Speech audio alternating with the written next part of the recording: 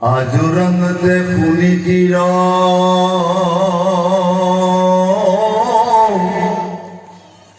বাক্যনা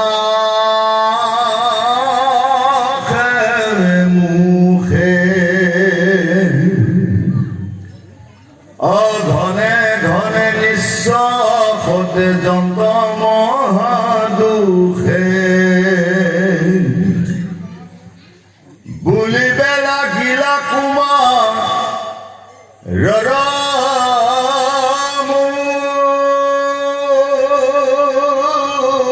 খসাই নাকান্দা নাকান্দা মূল দয়ার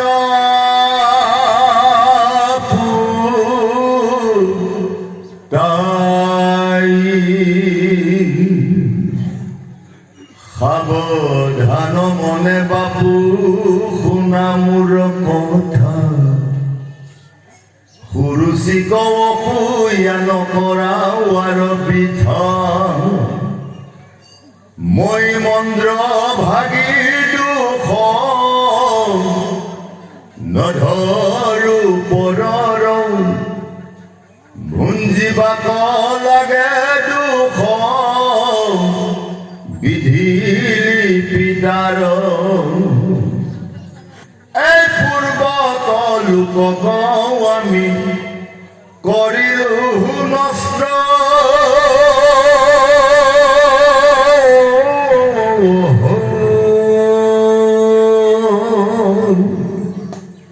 সেইকাৰণে এই জন্মত পাওঁ মন কষ্ট সুৰুচিক ভয় ৰাজা দুই চক্ষু মেলি ভাৰ্যা বুলি মোক নচাহন্ত মাথা তুলি ভাৰ্যা হেনো মোক ৰাজা নুবুলন্ত লাজে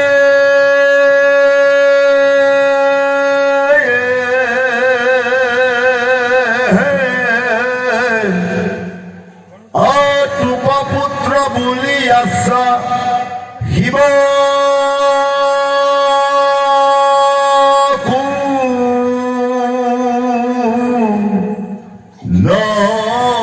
নকাজে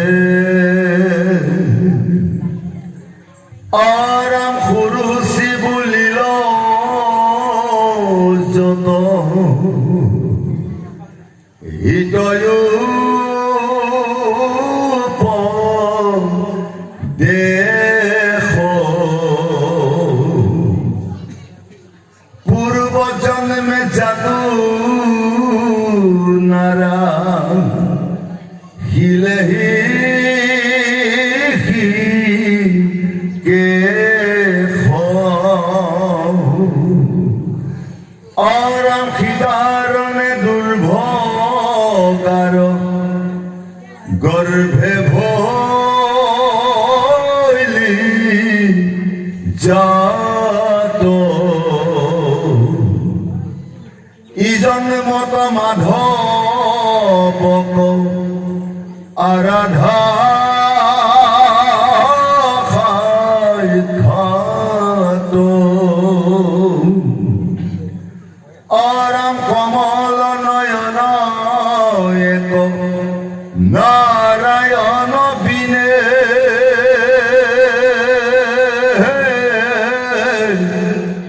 অতুর দুখ ইটো দুখখন দাইবেক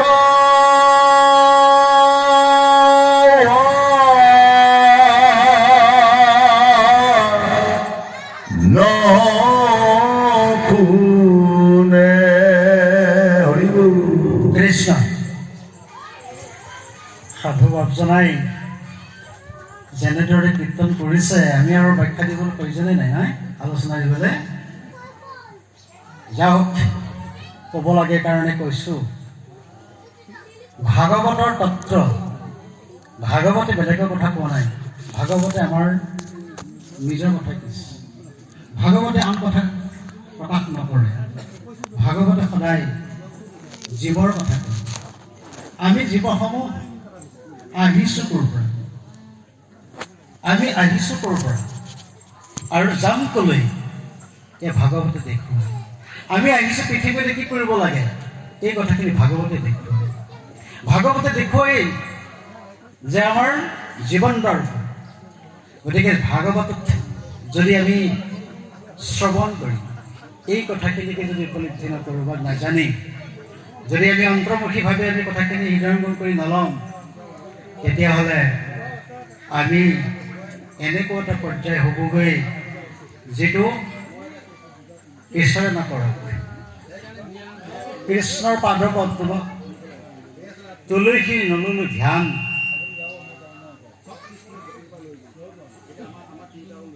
জীৱনতে মৰা যেন ঘাটিৰ সমান। ভাগৱতৰ আৰু প্ৰথম স্কন্ধে এইবিলাক জনাইছে যে ঈশ্বৰ যদি আমি চৰণৰ গোন্ধ যদি নললোঁ, সেই নাকটোক কোৱা হৈছে যে কমাৰশালত বান্ধি দি, কমাৰশালত যে লোহাৰ গৰম কৰে সেইটো কি বুলি কয়, ঘাটি বুলি কয়, জানে বাৰু? সেই ঘাটিৰ সাদৃশ আমাৰ নাকটো বুলি কৈছে। নাকটোৱে আমি ল'ব লাগিছিল ঈশ্বৰৰ পাদ পদ্মৰ তুলসীৰ গোন্ধ ল'ব লাগিছিল, কিন্তু আমি নল'লোঁ। গতিকে নোলোৱাৰ কাৰণে আমি আমাৰ জীৱনটো বৃথা কৰি পেলালোঁ। গতিকে ভাগৱতে কৈছে, চাওক, এই যে মাতৃ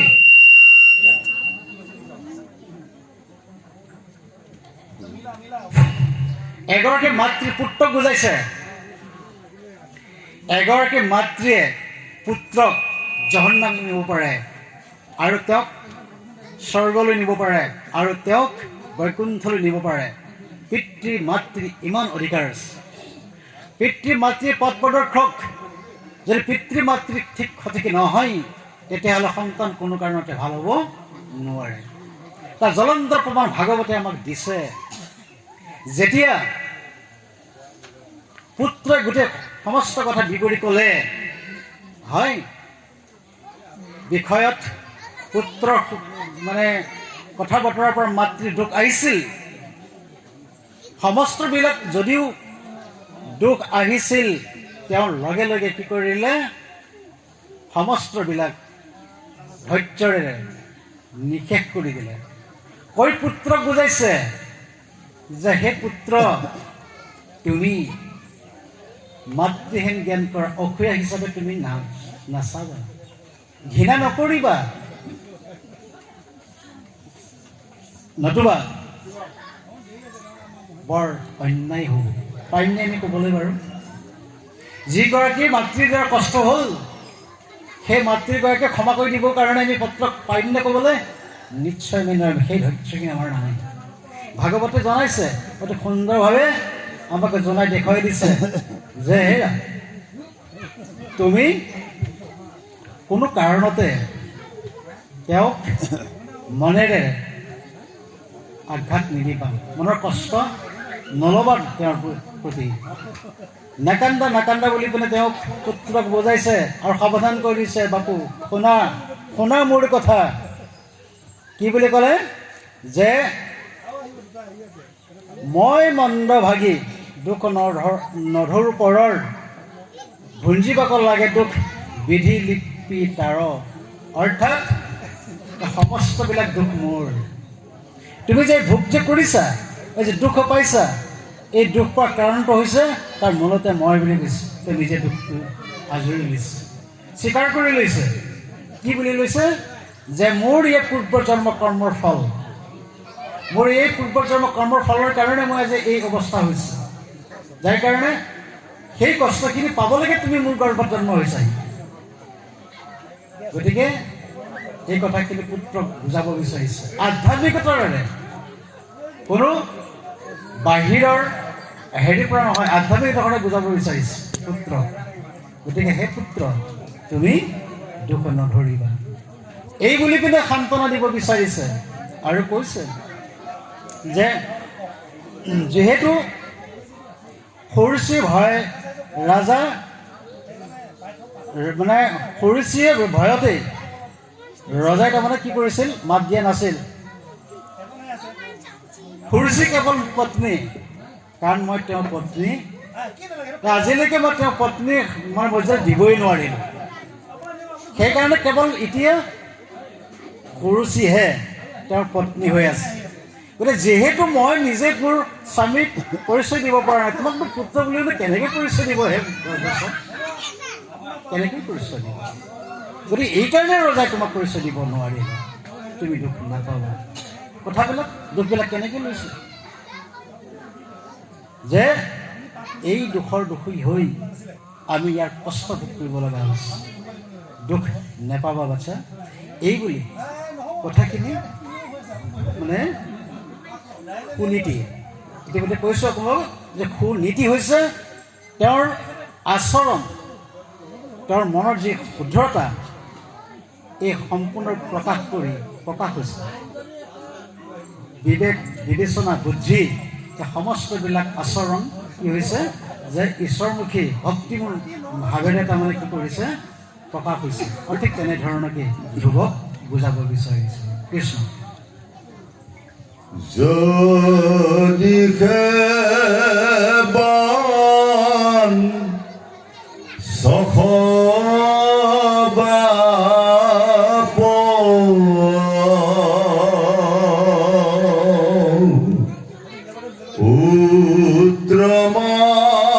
উত্তমাসম প্ৰতি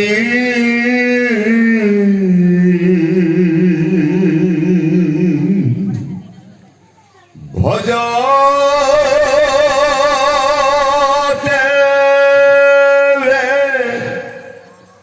ভকত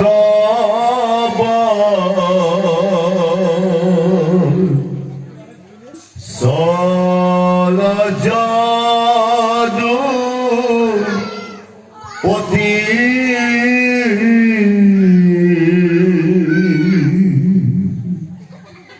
যার পদ হেবি ব্রহ্মা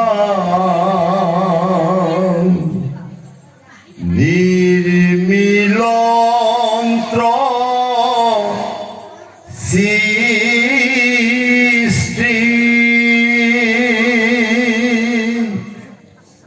লভিল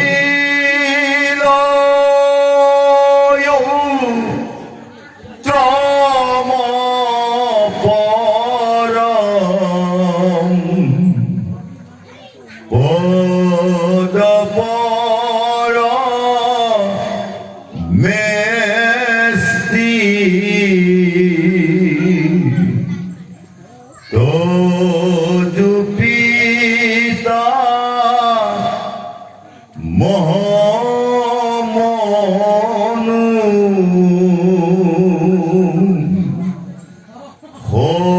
খুরাওয়া মার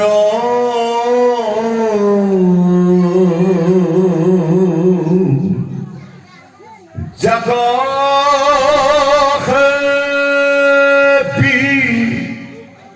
ভোলাটি ভূ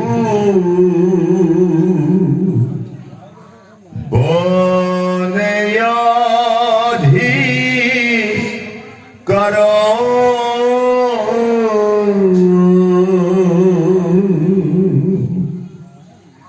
যার পাদ পদ্ম খেদে মুখ কলে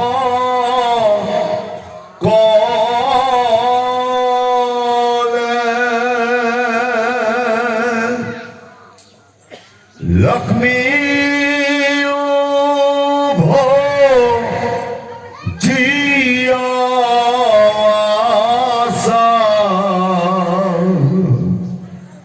শরণ মলে হৰি কৃষ্ণ। এতিয়া মোক পদে কি ক'লে? পুত্ৰক সৎ ভাৱনাৰে সৈতে, সৎ চিন্তাৰে সৈতে, সৎ কৰ্মৰ জৰিয়তে এটা বিধান দিব বিচাৰিলে। পুত্ৰ শুনা, যদি তুমি মাতৃ হিচাপে গণ্য কৰিছা, তুমি মাতৃ বুলি যদি তুমি ভাবিছা, তেতিয়াহ'লে তুমি মোৰ কথা শুনা বুলি কৈছে।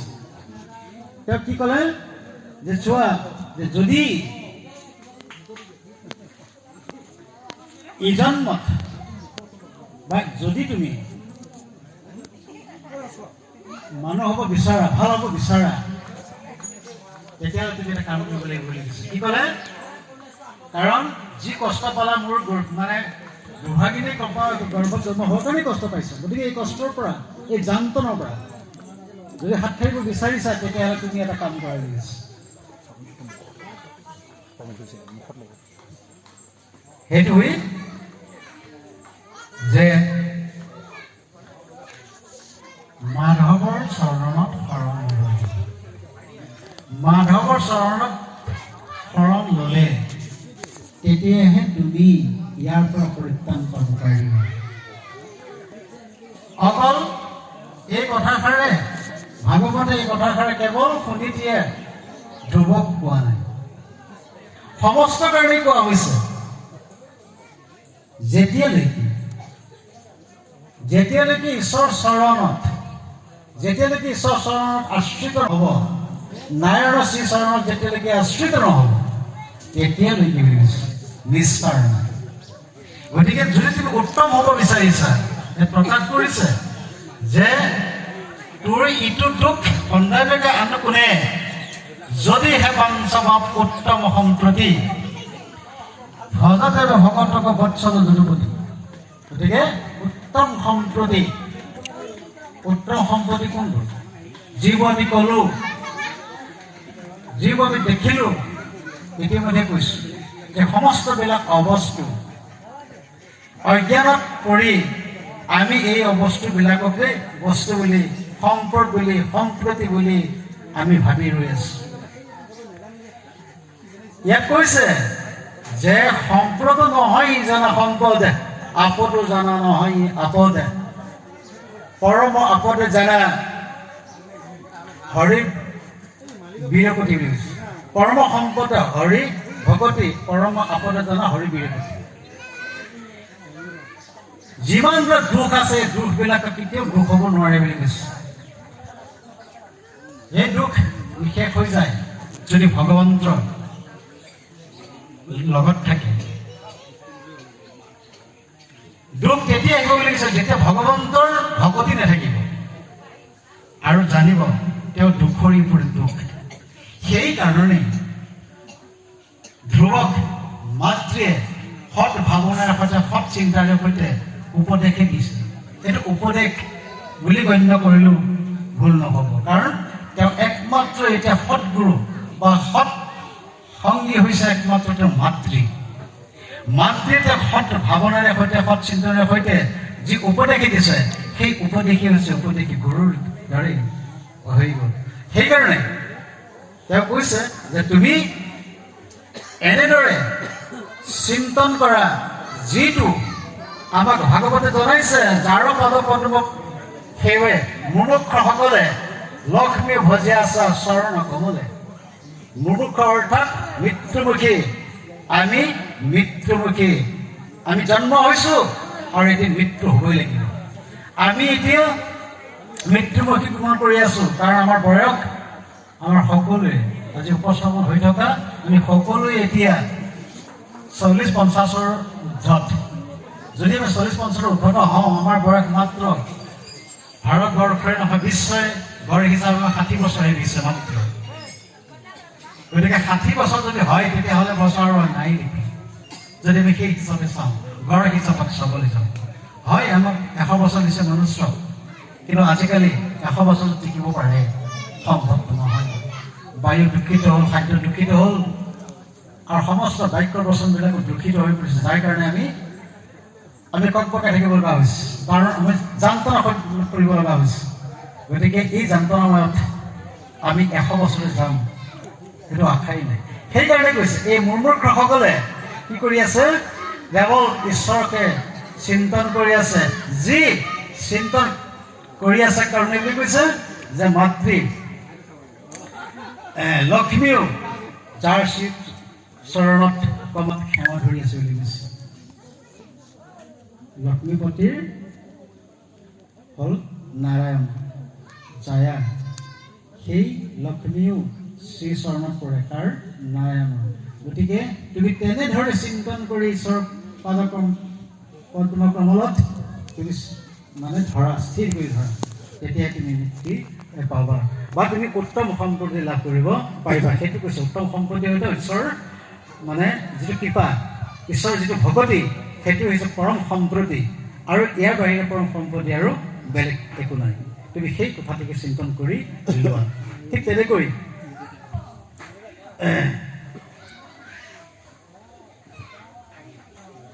এনেকৈ কি কৰিলে বহু কথা বুজোৱাৰ পিছত কোকা ক'লে আৰু কিছু বুলিতে নাপাৰি এই বুলি মন নভৈলা কোনটি সুন্দৰী। এই কথাখিনিকে পুত্ৰক বুজালে। গতিকে বুজাই কৰি তেওঁ নিজে অকণমান শান্ত হৈছে। কৃষ্ণ কুতি ব্ৰহ্মাণ্ডৰ নাথ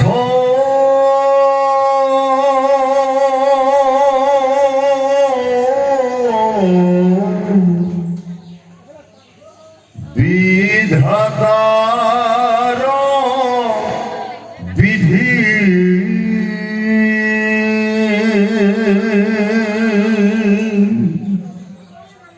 তাহাং কয়াৰাধি সুখে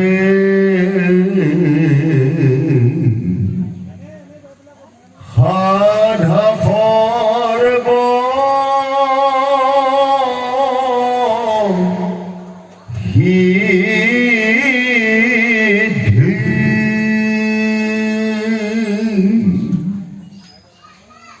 Huka kuleyara kisu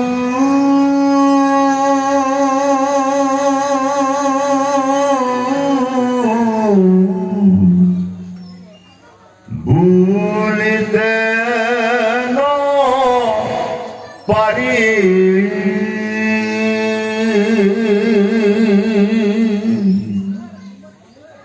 ehi buli mona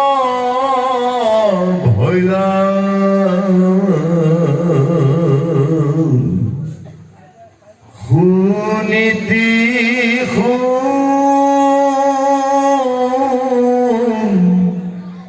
dari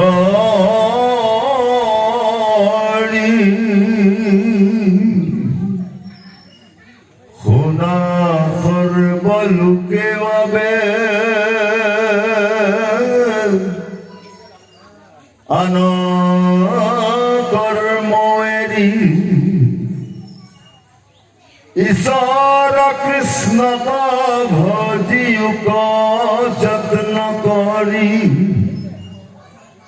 बिखर दल का खबे तेजिया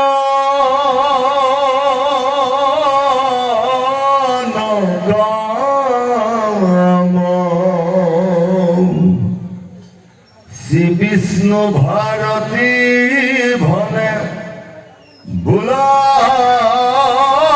রাম রাম কৃষ্ণ হরে রাম রাম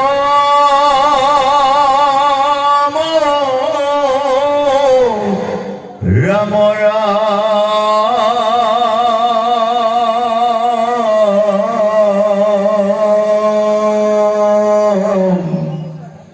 ও হরি রাম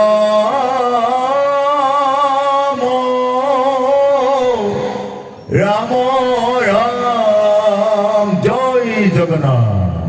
কৃষ্ণ এতিয়া আমাক এই লাষ্টৰ ভাগৱতৰ পদে ক'লে যে কোটি ব্ৰহ্মাণ্ডৰ নাথ বিধাতাৰ বিধি তাহাংকাৰাধি সুখে সাধা সৰ্বসিদ্ধি।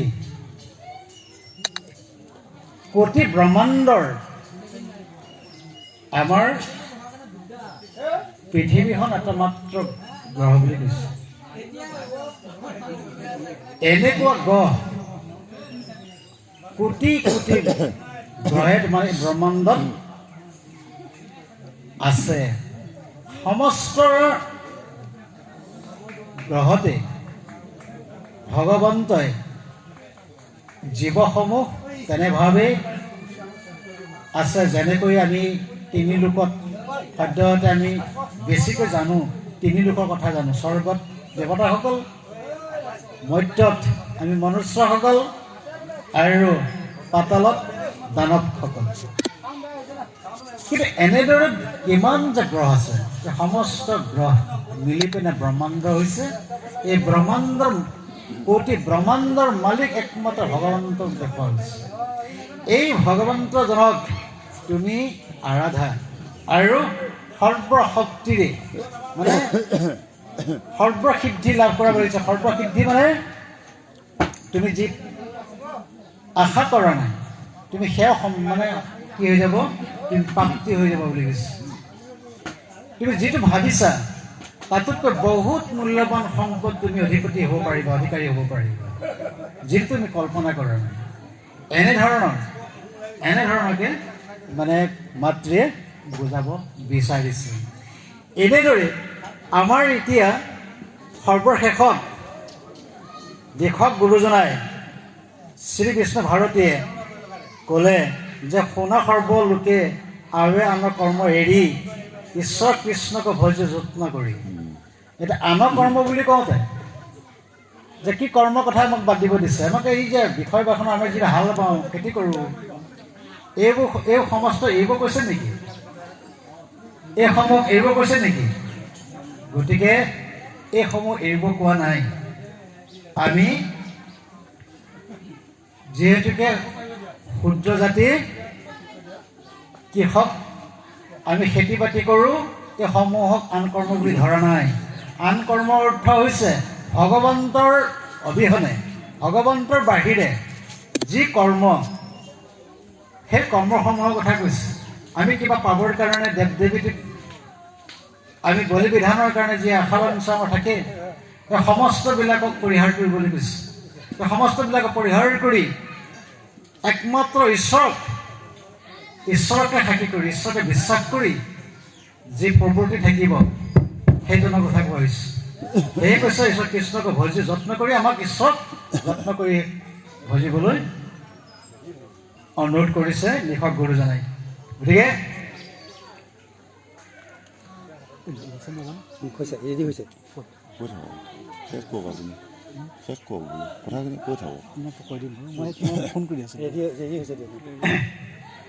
এতিয়া দেশত লোক হবে তেজে আনৰ কাম, শ্ৰীকৃষ্ণ ভাৰতী ভনে বোলা ৰামৰ। আমি নিতে যি কৰ্মই নকৰোঁ, সমস্তই কৰ্মৰ মাজেৰেও ঈশ্বৰৰ নাম আমি ল'বকৈ লাগে।